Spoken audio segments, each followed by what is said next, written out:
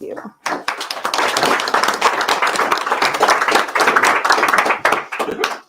First of all, I just want to say thank you for having me here. This is, I think, the third time I've spoken at Forum this year, and every time it's a wonderful experience with excellent questions asked. Sometimes you make me think a little too hard, but I like it. It gets me ready for peer.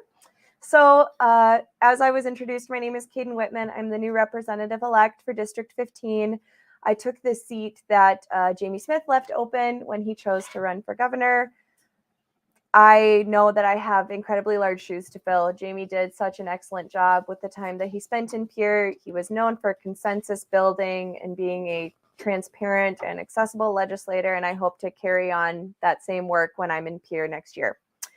So I want to talk a little bit about why I decided to run, how my campaign went, and then if you weren't aware of it, I had a recount this past Monday.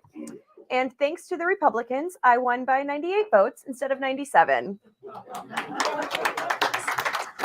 So if anything, I think that's an excellent example of how accurate voting machines are. I sat in a room for 4 hours and I watched them run the machines, every single ballot, and then they were hand certified as well, and they found a single vote for me. So I was very pleased about that. I decided to run for office in the fall of 2021, so a year ago. It was when, it was shortly after I had worked at the Bishop Dudley Hospitality House in downtown Sioux Falls. I started working there at the height of the pandemic. So I accepted a role there in April of 2020, a month into the pandemic. And there are very few things in this life that I would say are as difficult as working with individuals who are homeless, suffering from addiction and mental illness, and trying to explain to them why they need to wear a face mask inside. And every single day, that was what I did for a year and a half. But while I was there, I also became very aware of how few resources and programs there are accessible to help individuals who are within that cycle of poverty. There are very few ways for them to lift themselves out of that cycle. And I think as a whole, as America as a nation, we tend to view homelessness as a punishment. They must have made some wrong decisions. They must have messed something up in their life to have had that happen to them. But what I realized and what I learned as I worked there and as they became my friends was that these were individuals just like you and me that had a series of terrible instances happen to them that led them to that place. I think I remember very clearly one of my clients at the Bishop Dudley House had his PhD. His wife got cancer. They sold their home to pay for her treatment, and she died. And he was in extreme medical debt, and he became homeless. This is a man who has worked his entire life, who's highly educated, highly skilled, that became homeless through no fault of his own. So, and there are hundreds of stories like that at the Bishop Dudley House. If you have never toured it or volunteered there, I can't recommend it enough. It's really an eye-opening experience to what homeless individuals in our city and our state go through every day. So I decided to run for office after that experience and wanting to be an advocate for marginalized and vulnerable community members in Sioux Falls and across our state. And I announced my campaign on January 25th of this year, which was the 5-year anniversary of when I led the Women's March, the first Women's March through downtown Sioux Falls in 2017, following the election of Trump. So it felt very pertinent to me. It felt very full circle to have started kind of my political journey in 2017, and then 5 years later, find myself running for office. So I announced my campaign in January, and no one really tells you what to expect when you announce your campaign. I thought that the day I announced, I was going to be so busy. I was going to have so many things to do and so much outreach to do in my district. You don't. You sit around and wait for about 5 months till it's warm enough to start door knocking. And, you talk to people and you come to events like this and you share your campaign, but there's no real direct outreach that you can do between January and June. And honestly, no one wants you to knock on their door in April and let them know you're running in November. So I started door knocking in late June when after the primary. And I knocked on between the time I started and I door knocked the entire election day as well. I door knocked from 9 a.m. on election day to 5 p.m. I knocked on just over 4,400 doors. Yeah. Thank you. Yeah. So I knocked on my original goal was 3,000, and I hit that in August. So I thought to myself, well, I could start again. So I started from the beginning. So individuals that I had seen 3 months prior, I was knocking on their door again and just reminding them that the election was coming up and to be aware, engaged, and to please research your candidates.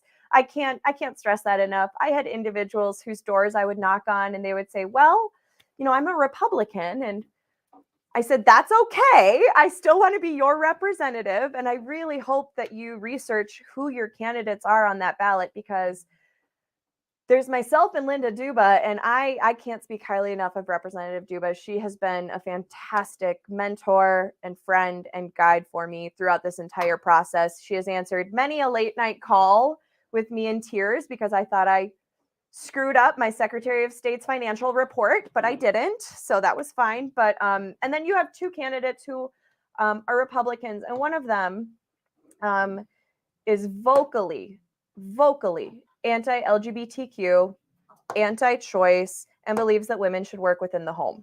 They should not work outside the home, excuse me. And the other one moved to our district 4 months before she registered to be a candidate. So I can't say with full confidence that she understands District 15 and what those constituents are looking for. I've lived in District 15 for 10 years. I've lived downtown for 8. I live right across from the State Theater, if you're familiar where that is. I work downtown. I work full-time as the Director of Development for the Sioux Falls Family YMCA. It's a role I've been in for about 4 months. Prior to that, I was at the Multicultural Center, also located in District 15. And prior to that, I worked at the Bishop Dudley House, which is also in District 15. So I have very strong roots, both on my professional side as well as on my personal side within the District 15 area. One story that I did want to share with you that I thought was special, because I often get asked, were people mean to you when you knocked on the door? Were people rude to you? I only had one person tell me to get the hell off their property. And I should have known because they had an NRA sticker in the window. But I was optimistic. I thought they might like me. But I have a very clear memory of my first week of door knocking. I think it was my second or third night. And so I was still nervous. And I went up to somebody's house and I knocked on the door and he answered. And he must have been in his 70s. And we talked for about 10, 15 minutes. I shared my platform and he asked me some really good questions. And then at the end, he said, young lady, I'm a Republican. And I said exactly to him what I told you. I said, I still want to represent you. I still want you to feel like you have an open line of communication with me and that I can be a transparent representative for you. And he stood back and he thought about it for a few seconds. And he said, you know what? I like your moxie. I'll take a yard sign. And that was the first time that I thought to myself, I can do this. If I can get in front of people, if I can have a conversation with them, I can get you to like me, and damn it, I can get you to vote for me.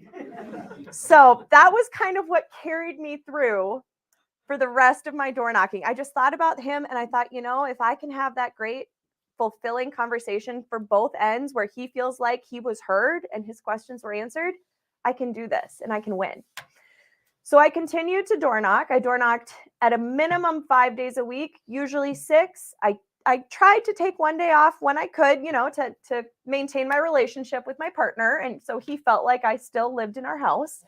But yes, campaigning is very draining. It takes a lot out of you. I think and I know Cameron Nelson and I have talked about this, we said if we knew that this is what it was going to be, we might have had second thoughts. But no, I was very proud to do that and excited to meet so many people from District 15 and learn about what their concerns were, what their fears, what their hopes were for the future of not just our district, but for the whole state. And having all those conversations. Out of those 4,400 doors I knocked on, I talked to about 1,800 people. And I did follow up with a lot of them. I sent a lot of handwritten cards afterwards, thanking them for their time, especially if I had a conversation with somebody that felt a little bit tense, right? I had one person who he was sitting outside with his dog and his house wasn't even on my list. So he must have, he was a pretty far right individual if his name wasn't even on my list as a potential, because I typically knock on 30 score or higher for DNC.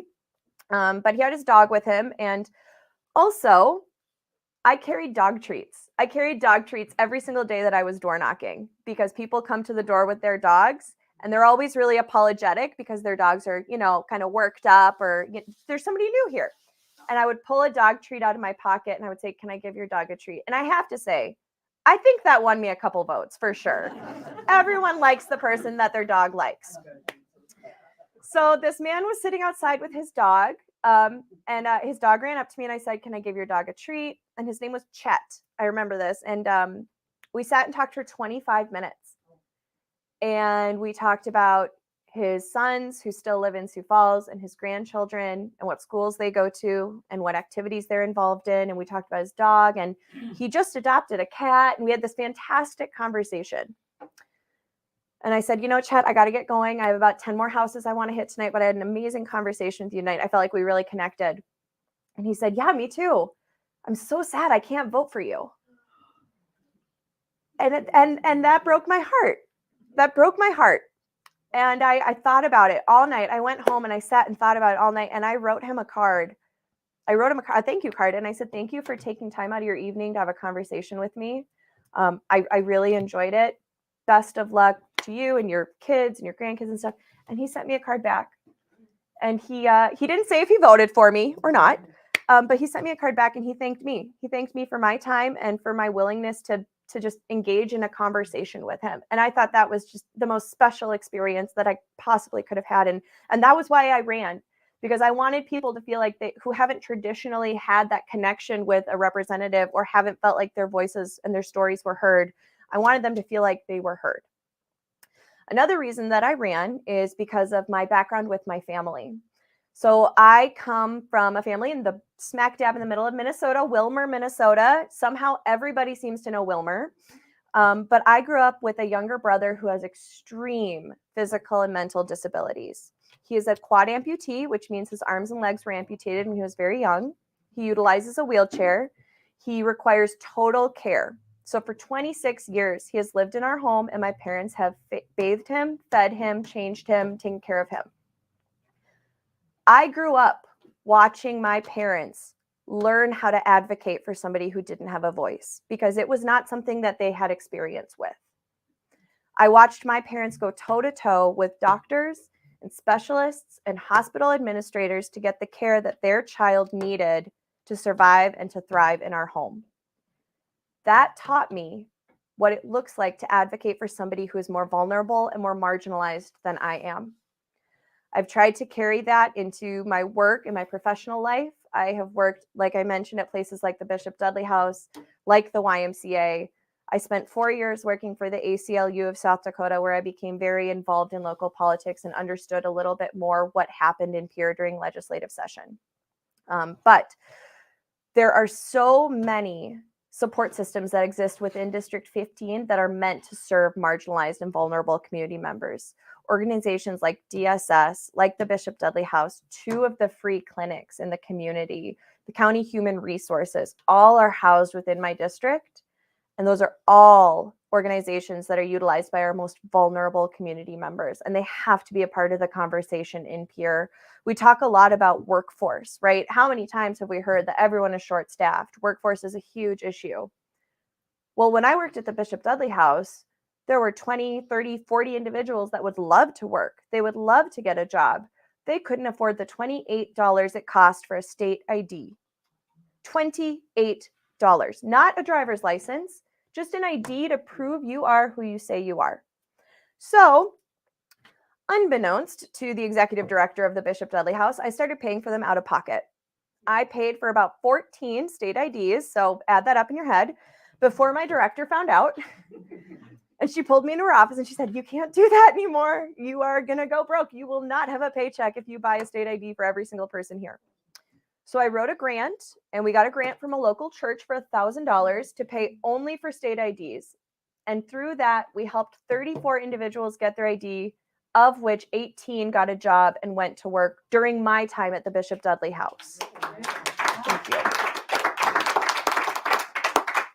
But while I was there, I do not understand, and to me it doesn't make sense, why somebody who is homeless, who has absolutely no resources, and has no one to vouch for them and support them, why do they have to pay $28 for state ID?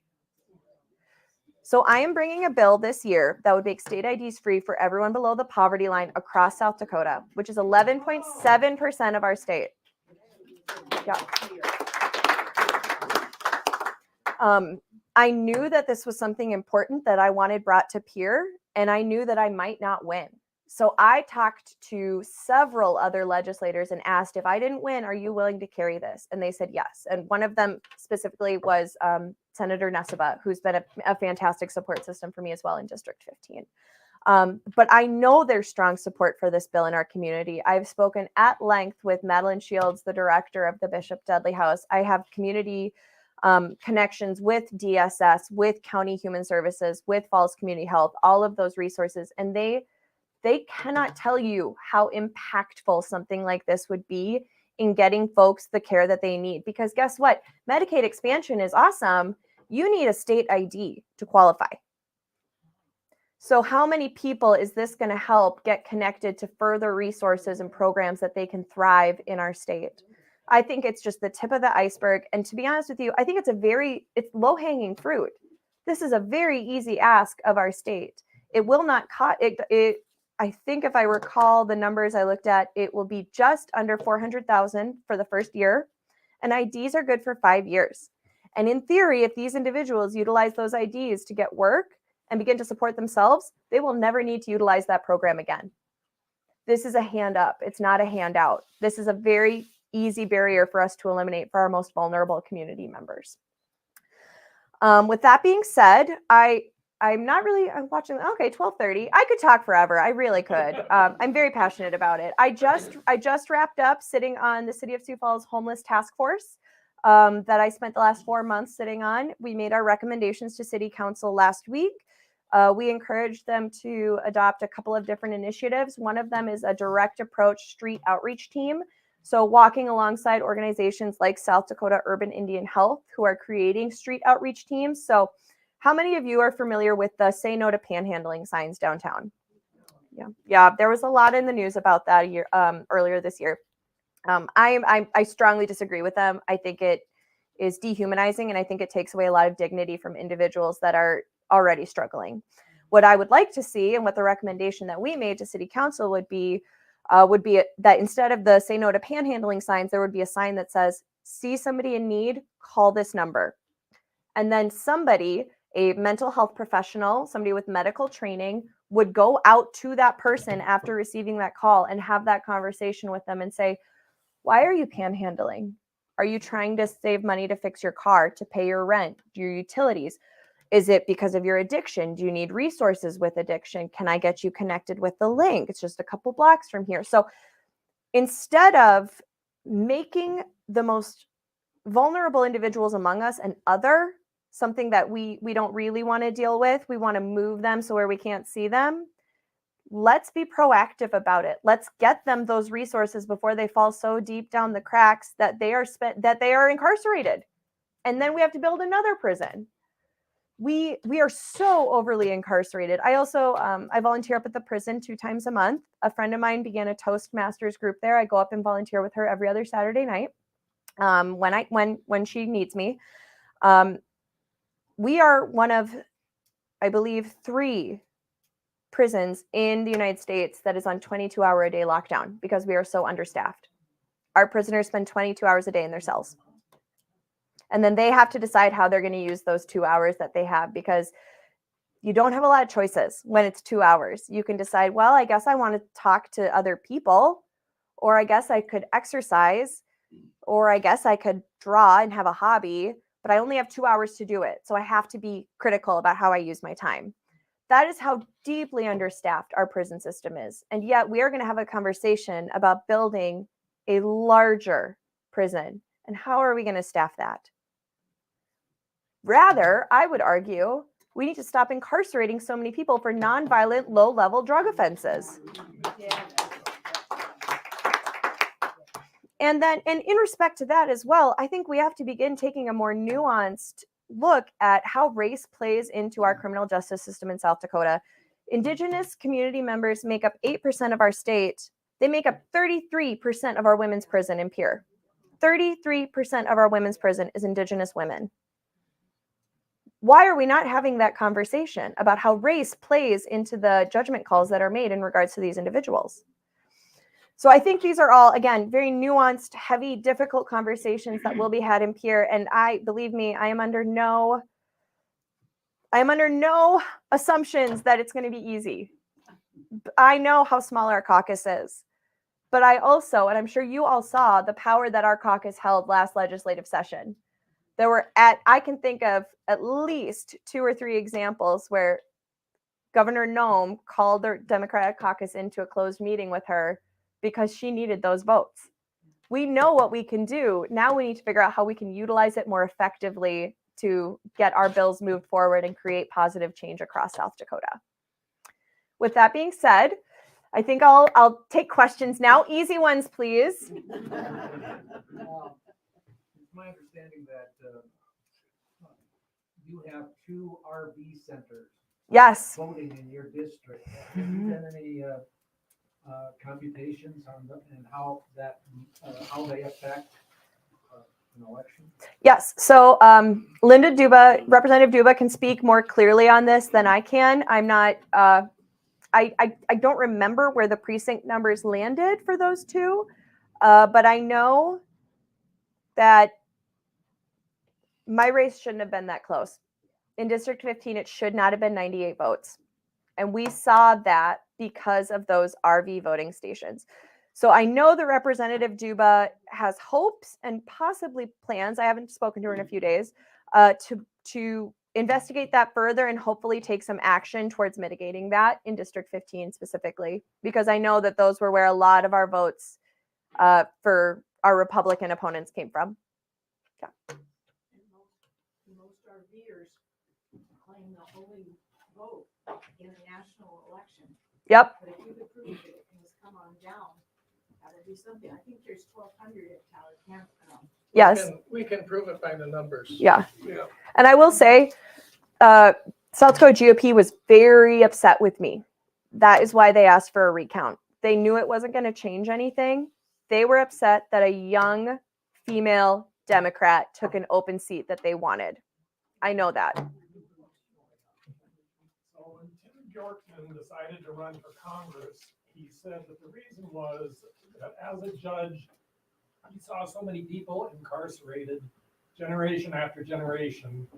And his theory was the way to stop that is to start investing in preschool.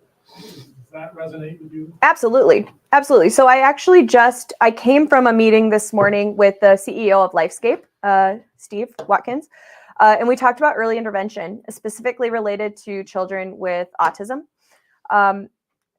Numerous studies show, and the statistics he showed me were jarring. 1 in 44 young men are born diagnosed, will find an autism diagnosis. 1 in 53 young women currently. If you can get them into therapy, so verbal therapy, physical therapy, before the age of 5, the odds of them re-entering the school system, graduating on time, finding gainful employment goes up 4 times, I believe. So early childhood intervention is key. I know Amy Benda, who runs the South Dakota Hope Coalition, which is lobbying for universal, or statewide, I should say, pre-K. I think that would be a fantastic opportunity. I'm very much in favor of it. I don't want our schools to be fully funded. I want our schools to be overfunded. I want our teachers to have more resources than they could ever want or dream of. I know that's a pie in the sky dream. I understand that. But I don't believe we can invest too much in our future generations. I truly don't. On the issue of the kids, this whole new thing about the 3 strikes rule and kids are going to be thrown into DOC. My wonder is, so they get put in DOC, are they going to get like treatment to try and help them become well-adjusted kids, or are they just going to be locked up? And so the 3 strike rule is very interesting to me because there's so many heavy hitters coming out lobbying against it, which I'm happy about. I had a meeting with Superintendent Dr. Stavum earlier this week where we discussed that at length. when I think about the 3 strikes rule, to me, it's literally a school to prison pipeline. You are not giving these children a chance. And you're talking about a 17-year-old is a child. An 18-year-old is a child. I would argue a 20-year-old is a child. I talk to them now and I'm like, you don't know anything. But I thought I knew a lot back then as well. No, so I'm very much opposed to the 3-strike rule, but I feel cautiously optimistic about some of the heavy hitters that are going to come out lobbying against it. So what alternatives would there be? Because I feel for the schools too. Yeah. You have these kids who are continually disrupting. So Yeah. how are we going to help those kids? Yeah. So Socially appropriate. Yeah. So I can't. I wish that I had the experience of an educator and all the knowledge that they carry with them. But I do know that there is a move towards bringing more diversionary opportunities for those kids. So we're looking at possibly more schools like New Tech here in Sioux Falls that work with kids that have more emotional and mental issues and getting them back on track. But that requires a more one-on-one approach. And again, staffing. Money and staffing. It's that I do not envy Representative Duba on the Appropriations Committee. I think this is going to be a very difficult year for that. Yeah. Is there any way that you could get the gambling money to go where it's supposed to go to? Yeah. There's so many more casinos. You can't throw anything without hitting maybe through 2 or 3 casinos in this town.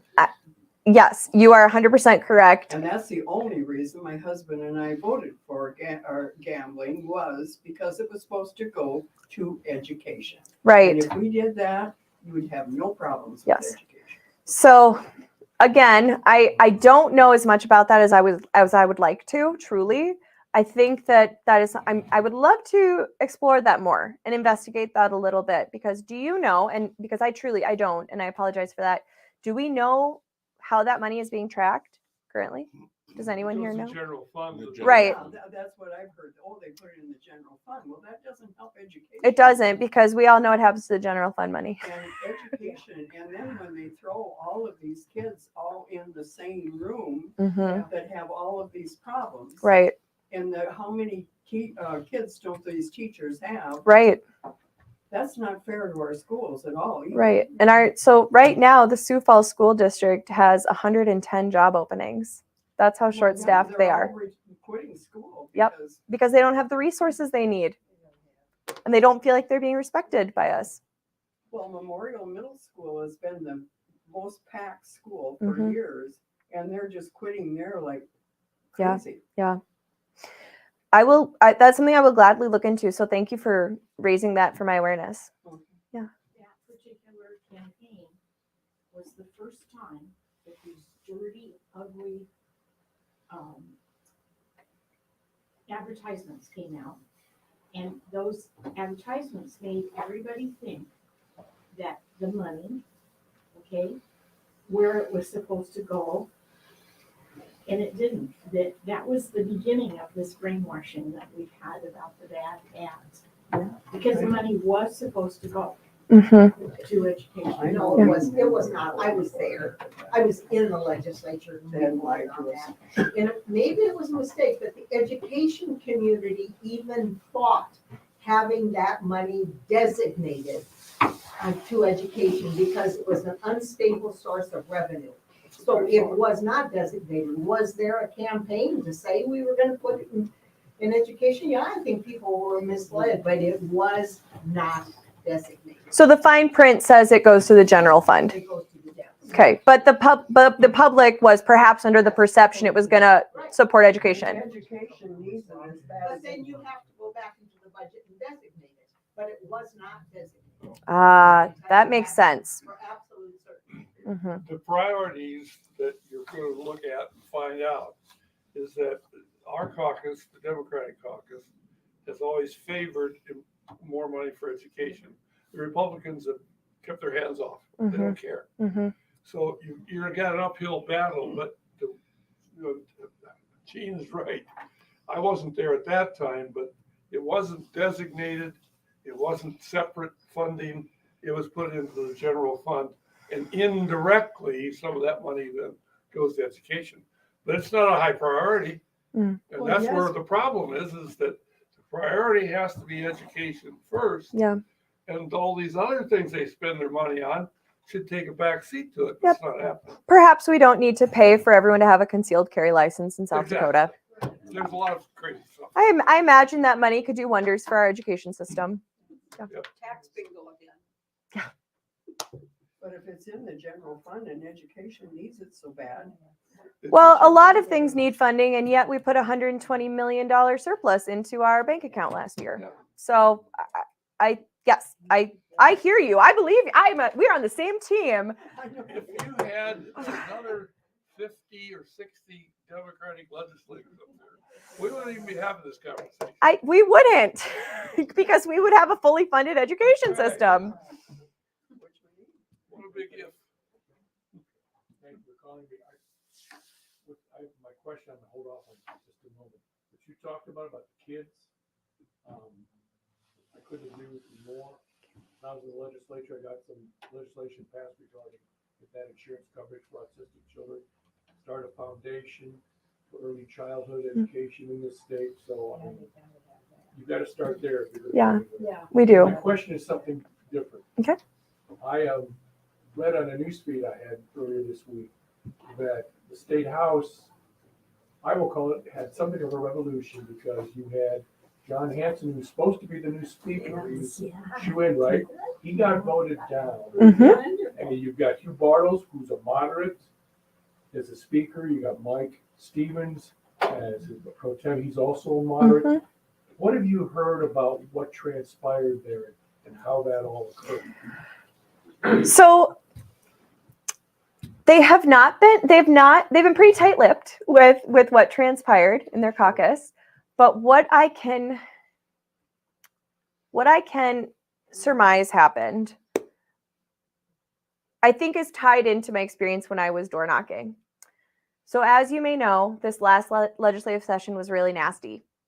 People became very personal, and there was some very hard lines drawn in the sand, and a lot of individuals were not willing to work with each other or even have conversations. And I heard several longtime legislators, say it was the worst session they'd ever seen. And yet when I was door knocking, the many conversations that I had showed me that we have so much more in common than we realize. People care about healthcare and teachers and their communities and safety and having resources and inflation. They do not care about CRT. They do not care about trans youth playing sports. They care about what affects them on a daily basis. And I think there has been this deep desire for South Dakota legislature to go back into the realm of civility, of working together, of taking each other's hands and saying, let's make South Dakota the best and strongest state that we can. And I think that was the same feeling that was happening in the Republican caucus. I truly do. I think that many of them are tired of the divisive politics, the divisive rhetoric that is said on the House floor. And I think there was a move towards a more moderate leadership, truly. That's what I accredit it to. And John Hanson is I can't say what I want to say. John Hanson is the most divisive legislator. I truly believe that. He has no interest in working with other individuals or reaching across the aisle to work with our caucus. I'm very happy with the leadership that they elected. I know Taylor Rayfeld, who they elected as whip. She's wonderful. She's very level-headed. She's a nurse. She's a working mother. She's an easy person to have a conversation with. I am hopeful with the leadership that they represented. I do have a meeting with basically a room full of Republicans once a week, and they were so relieved when moderates got in there, and that was the talk of the table, that they are as concerned as we are about the radical stuff that's going on. So we don't want South Dakota to be a joke. Yes. And that's what it is going to become under leadership like John Hanson. I love South Dakota. That is why I live here, and that is why I ran for office. I didn't run because I hate South Dakota and want to change her. I ran because I love her and believe she can be better. Very good. Yeah. Any other questions? Yes. Going back to gambling, I don't listen to local news since the election. I just can't do it. But I listened to a podcast by Keith Olbermann. And there was an ad, a local ad on his podcast, South Dakota Gambler, promoted by South Dakota. Really? And it said, we appreciate people who gamble with the lottery and that kind of thing. We urge you to do that because there are such good things that happen as a result of that, one of which is education. Oh. Thinking, if we had legalized marijuana, could you see an ad that says, smoke more marijuana because Support our schools. Smoke more marijuana. get high. That's a campaign. But marijuana isn't. Well, but here's the deal. Republicans think it is. And they think that it also can lead to psychosis. So, and that is what their talking points are. Truly. I was at the 7th Circuit South Dakota Medical Association meeting earlier this week. They wrote, they gave us a leaflet on what their stance was on a couple of different issues they anticipated seeing this session, and one of them was marijuana, and they believe that it can lead to psychosis. Is that what they've been taking? Is that the problem? Yeah. Well, What's the definition of psychosis? yeah, no, that's a wonderful question. Yeah. I carry It sounds really scary. it sounds so spooky. And yet I carry so much of my personal experience into my role as a legislator. And my younger brother, as I mentioned, is severely medically and physically disabled. They live in Minnesota, and he's been a medical marijuana user for several years now. If you had told me 10 years ago that my parents would fight tooth and nail for their son to have access to marijuana, I would have thought you were lying. And now if you told my parents they could not access that to help manage my brother's seizures, God help you. So we know that marijuana can be useful, especially in the medical field, for individuals who are suffering from a variety of different issues. And if we know that it can be utilized in that way, and we are the state that loves to talk about our personal freedoms, I don't understand why there is so much opposition to recreational marijuana in our state. I really don't. Psychosis is a break from external reality. I mean, I could use that. I could use that sometimes. I don't listen to local news. Calgon, take me away. Yes. That's right. Well, if there's no other questions, I want to thank all of you. Number one. Oh, another. Excellent. How do you think women's reproductive rights will fare in a moderate Republican legislature? I really have some doubts about moderate. I was told to expect no less than 10 abortion bills this year. No less than 10, I was told to expect. Just by himself. Fred Deutsch. Well, if he can find time between, bills about trans kids. My education, I have a bachelor's degree in sociology with an emphasis in women's studies. I have spent 31 years as a feminist. I will strongly go to bat for women to have the right to choose what is best for them and their families. I hope that under moderate leadership, we do not see even more restrictive bills brought forward and brought to fruition. I can't say I'm hopeful. Well, even nationally, the Republicans are, the leading of the Republicans have said they're for more abortions for this and that. I thought it's been very interesting. I don't think they realized how the Dobbs ruling being removed, how it would affect them, because for a lot of Republican women, that was their one issue. And I think a lot of Republican women voted Democrat this year because of that. The whole abortion thing, to me, is we should find prevention for women even needing an Yeah, free abortion. birth control. And you know what? If there was gonna be, men had to be neutered if they were raped. You tell 'em. Or caused an unwanted, you know, I think we'd see a lot. So why is it always, everything's put on the woman? Why don't we see any legislation, you know, making men responsible? Because we live in South Dakota. Truly, no, truly. I could bring a bill.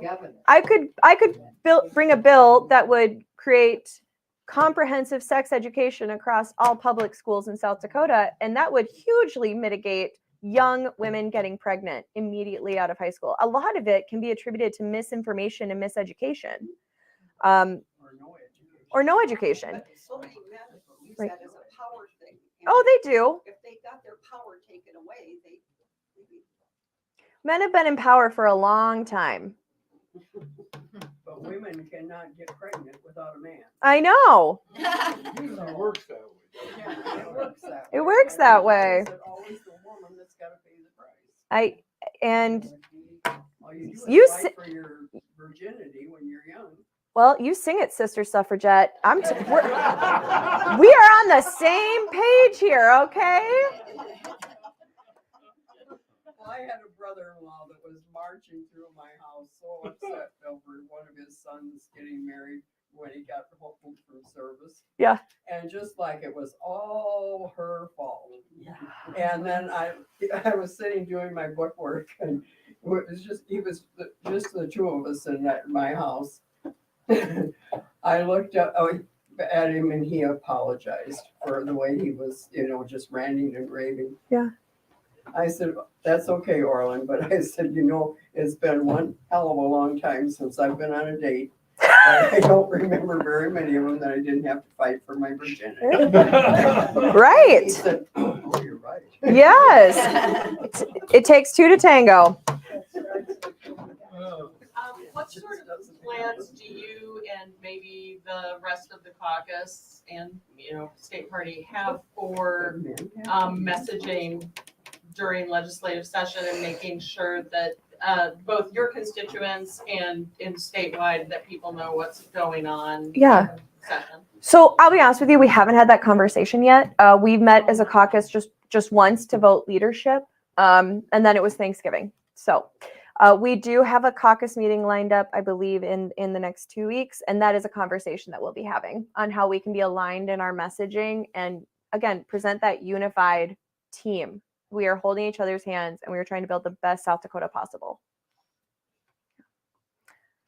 Well,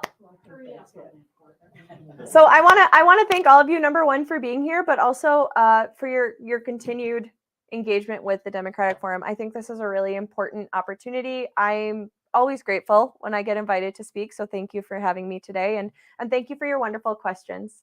Good luck up there. Thank you. We'll have you back for the session. Oh,